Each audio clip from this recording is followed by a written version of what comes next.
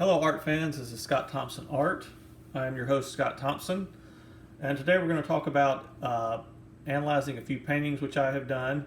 We're going to talk about color relationships, we're going to talk about composition, and we're going to talk about atmospheric perspective in terms of creating a realistic painting. Now the majority of my paintings are going to be either landscape, western, or wildlife based. So with that being said, the paintings I'm going to show you are going to have pretty much that subject matter in each of them. So let's start with this bison painting. This was meant to be just a quick study, and it just turned out to be a little bit more of a finished painting than I had anticipated. The size is roughly 5 inches by 10 inches. It is on gessoed panel, so you get an idea of what a panel painting looks like. And I'll show you a few other paintings here shortly that are painting on canvas, and you can kind of see the difference in the two versions of the paintings.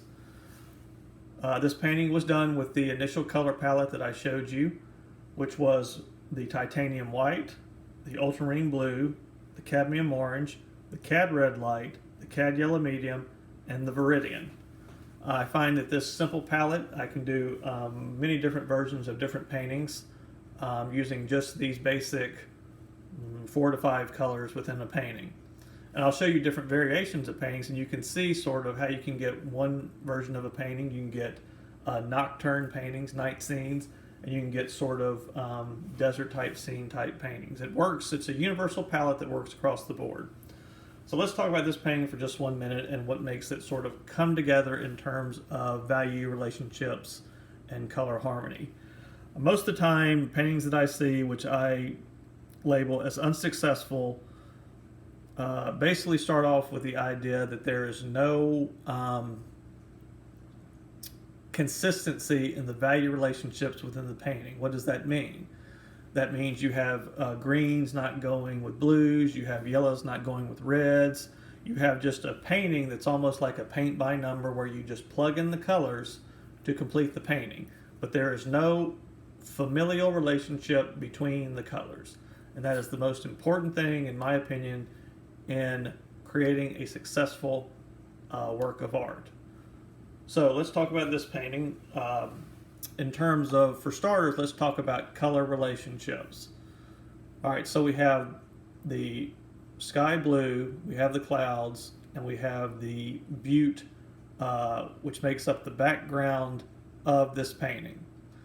Usually when I start a painting, I start mixing my sky color first, because the sky color is going to go back into the background landscape, whether it be a mountain, whether it be trees, whether it be whatever. It's also going to go into the greens of the background to sort of mute them out and push them back into the background, bringing the middle ground and the foreground even closer to the viewer.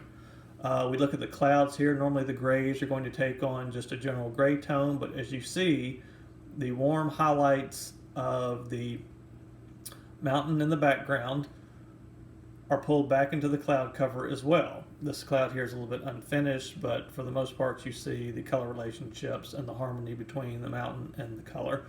And finally, a little bit of this blue color will be pulled into certain areas on the bison, the horns, the nose, a little blue dot here, and of course the greens in the grass in the background. It's more prevalent in the two bison that are in the middle to background. They're painted a little looser than the focal point of the painting, which is this bison. And of course you can see the greens that move back into the hides and some of the blues, which sort of tend to push these buffalo back into the background, bringing this head buffalo forward. Now, all of these colors are relating well together in terms of creating an environment, an atmospheric perspective. How do we push things back? How do we bring things forward? Well, you do that by the use of color and value relationships. So for instance, this buffalo, lead buffalo, right here in the center of the painting, look how detailed it is. Look how the paint strokes are much crisper. It's much cleaner looking, and it's a clearer version of what's happening between these two bison back here. If I paint these bison with the same detail as this one, then they will immediately come forward and they will not go back any longer. And then you have a competition in terms of brushwork, value relationships, and atmospheric perspective between the two groupings. So you must keep your main subject matter, which is closer to the viewer. That's where all of your deeper colors are going to go, your crispness, and sort of the overall effect of the bison to bring it forward. Finally, we have these green shrubs in the foreground, which are a much crisper green. You see how much richer they are than the greens in the background flowing back here. What that does is that causes these greens to fall back, and it causes these greens to come forward. Also, we have sort of a pattern effect, sort of a horizontal band pattern effect, moving back towards the background, getting smaller. The bands get smaller as they move back. They get larger as they move forward. This also assists in the sort of the depth perception. If all of the greens back here in the background are the same width and they occupy the same amount of space as the greens here in the foreground, then what's going to happen? They're going to come forward towards you, and we're going to lose that sense of atmospheric perspective with things disappearing into the background. All right, let's take a look at another painting. This is a small painting of a coyote. Same thing. This is acrylic on panel, same palette, no difference. What makes sort of this painting effective in terms of the composition as well as the color relationships is the diagonal effect of the rock in the foreground pushing back to the background and the low horizon line of the landscape here. So we have this nice strong diagonal which comes out towards you, forcing all of this back. And again, the value relationships, this is really muted out. It's falling back into the background. The rock is much crisper in color vibrancy and tone than anything that's happening back below. Now, a few things about this painting in terms of value relationships. Anytime you're painting a sky, you want sort of, it's been referred to as a slip plane or sort of a transitional plane from the top of the sky down towards the horizon.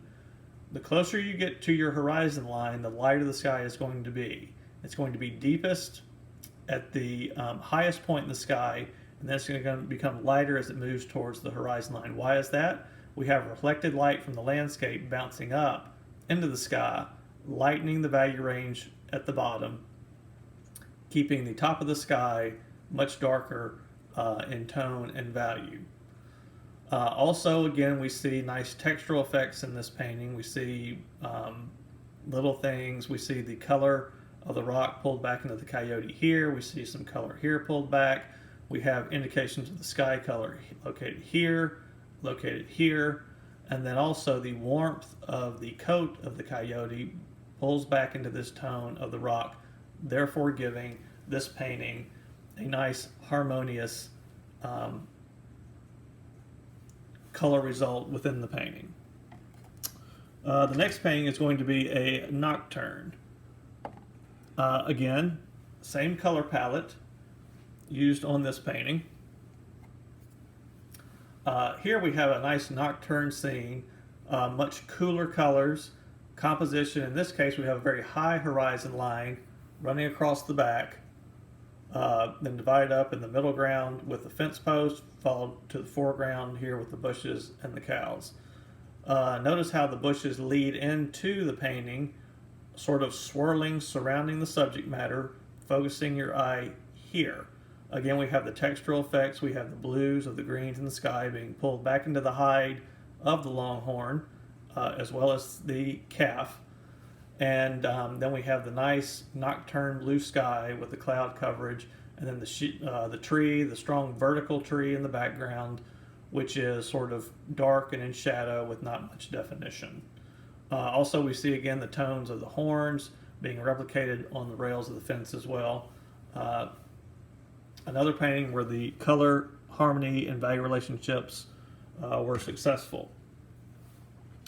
Now I'll show you a couple other paintings Same kind of context, except these are done on canvas. This is the acrylic medium toothed canvas, red label. And again, another Nocturne done with the same palette, but you see the texture of the paint and how it changes on the canvas surface versus the panel. It's a little bit looser, but the paint sits up on the surface here, here, here. Again, we have repetition of color in the sky and the cliff. Greens pulled back into the hide here, especially in the shadow area. But again, this is mainly about a textural effect and sort of a three-dimensional quality with that real thick toothed canvas. And finally, the last painting will be this one of a longhorn bathed in the sunlight. And in this painting, we see sort of the same type of effect. We have nice lighting, we have repetition of color, and we have sort of a more abstract background. This was, again, another small, quick study, loosely done, but you can see the paint sort of sitting up on the surface here and here, and in this area as well. That's due to the medium tooth canvas, again, the Fredrix Red Label medium tooth canvas. So this is a little bit of an analysis on composition, paint surfaces, and more importantly, value relationships and light and shadow.